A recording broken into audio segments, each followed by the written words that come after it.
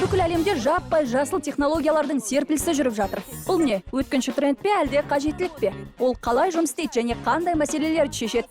Сәлеметсіздер ме? Мен Жамиля Нашекен және бұл GreenTech бағдарламасы.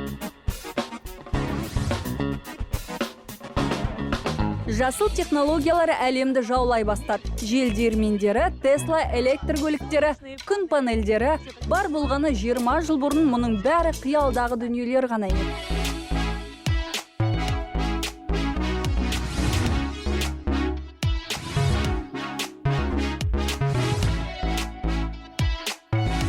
Ал қазір ол біздің бүгініміз. Біз грин стиліндегі өмірдің не екен және қазақстандықтардың ол туралы не білетінін анықтауға тырысамыз.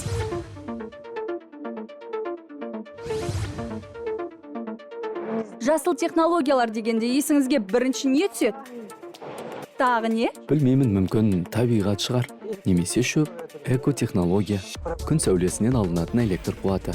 Я, если честно, не слышал. Шынымды айтсам, мен естімеппін, бірақ тұспалдауымша экотехнологияларға қатысы бар сияқты. Зияны тимейтін технологиялар. Так далее. Если честно, я впервые... Шыны керек, бұл терминді алғаш естіп тұрмын. Білетінім аз болғандықтан осында келіп отырмын.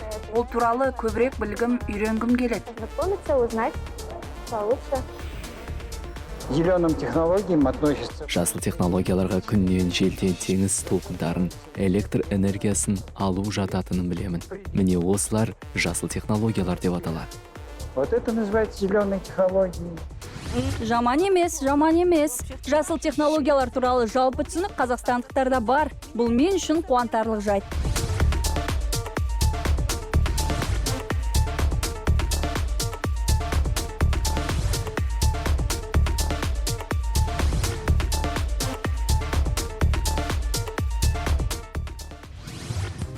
Жасыл технологияларды пайдаланудың алғашқы мысалдары шамамен 2000 жыл бұрын тіркелген. Сол кездің өзінде Рим императоры Элегабалдың сарайында тау ғарының көмегімен ауаны пассивті желдету жүйесін қолданған. Одан кейін 19 ғасырда Францияда алғашқы кремний күн батареясы мен қорғасын аккумуляторы жасалды. Сондай-ақ бұл қозғалтқыштарында күн энергиясын пайдалану идеясы алғаш рет жұрт назарына ұсынылды. 1970 жылдары бірқатар елдер күн энергиясын және өзге де балама көздерді пайдалануға тырысты.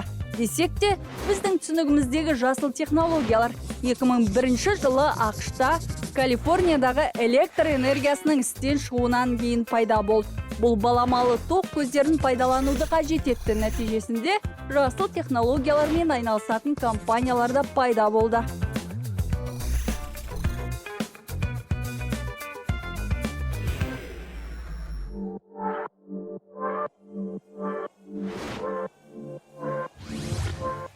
Жасыл технологиялар қоршаған ортаға келтірілетін залалды азайтуға мүмкіндік беретін экологиялық таза технологиялар. Ол келесі салаларды қамтиды. Ортақ экологиялық басқару, қалдықтарды басқару, судың, ауаның ластануымен күресу, жерді қалпына келтіру.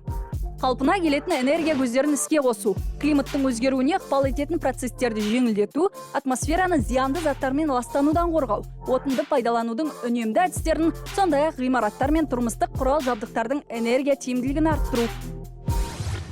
Шын мәнінде дүние жүзі ғалымдары жасыл технологиялар ұғымына қандай анықтама беру керектігін әлі де қызу талқылап жатыр. Қысқасын айтқанда, бұл табиғатты қорғауға арналған оңтайлы шешімдер. Оларға қалдықтарды қайта өңдеу, материалдарды екінші рет кәдеге жарату, ағын суды тазалау және энергияны үнемдеу жатады. Жасыл технологияларға сұраныс жайдан жай туған жоқ. Соңғы жылдары жаһандық жылыну қаупі туралы және өсімдіктер мен жануарлардың көптеген түрінің жойылып кету алдында тұрғаны жайлы жиі айтылады. Ғаламшарды құтқаратын және табиғатты есепсіз, үнемсіз пайдалануды тоқтататын уақыт жетті. Бүгінде жасыл технологиялар өте жылдам қарқынмен дамып келеді. Бұған себеп көптеген елдердің экология мәселелеріне басым назар аударып, ұлттық және халықаралық бағдарламалар қабылдауы. Қазақстанда мұндай өзгерістерден тыс қалған жоқ. Біздің еліміз халықаралық келісімдердің қатысушысы болып қана қоймай, жасыл көпір серіктестігі бағдарламасының бастамашысы да бола білді. Серіктестік бағдарламасының басты мақсаты 21 ғасырдың ортасына дейін әлем елдерінің энергетикалық және өзге де табиғи ресурстарды оңтайлы тұтынуына қол жеткізу. Бүгінде бағдарлама хартиясына 15 ел қол қойған. Жасыл көпір аясында грин орталықтар құрып, үкіметтер, бизнестер мен қауымдастықтар арасында тәжірибе алмасу жүріп жатыр.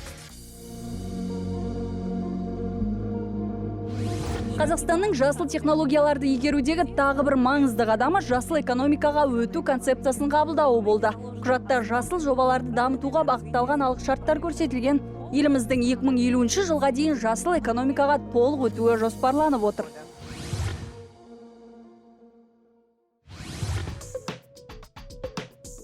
Елордадағы менің ең сүйікті ғимаратым Нұр әлем сферасы. Әлемдік көрменің басты объектісі. Көрменің тақырыбы болашақтың энергиясы деп бекер аталған жоқ. Бұл шара Қазақстан үшін жаңа энергетикалық және жасыл технологияларға қол жеткізуге, әлемнің қандай шешімдерді ұсынатынын және біздің еліміздің әлем үшін не ұсыналатынын білуге мүмкіндік берді. Біз қазір ең жасыл қабатта тұрмыз, және біздің айналамызда адамзат үшін пайдалы көптеген жасыл өсімдіктер өсіп тұр. Мәселен, соның бірі ятрофа. Құрамында 60% май бар. Ол өнертабыстар үшін және биологиялық отын алу үшін өте пайдалы. Мәселен, биоотын мен биодизель және соған ұқсас отындар.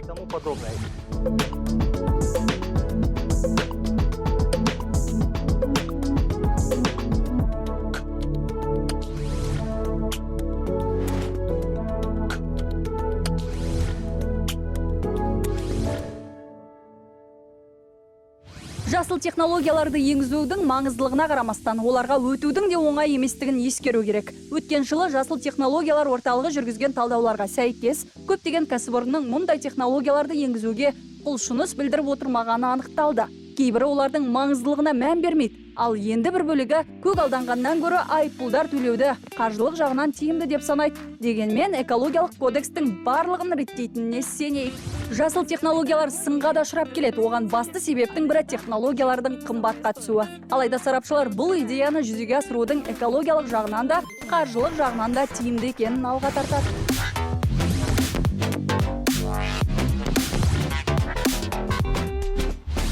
Кімге қалай көрінетінін білмеймін, дегенмен маған жасыл түстің сәнде болғанын ұнайды. Елестетіп көріңіздерші, бар болғаны бірнеше 10 жылдықтан кейін біз жаппай күннен де, желден де, жер мен судан да электр энергиясын алып, автокөліктерімізді қуаттап, үйімізді жылытамыз. Бұл үйреншікті жағдайға да айналуы мүмкін. Солай болады да.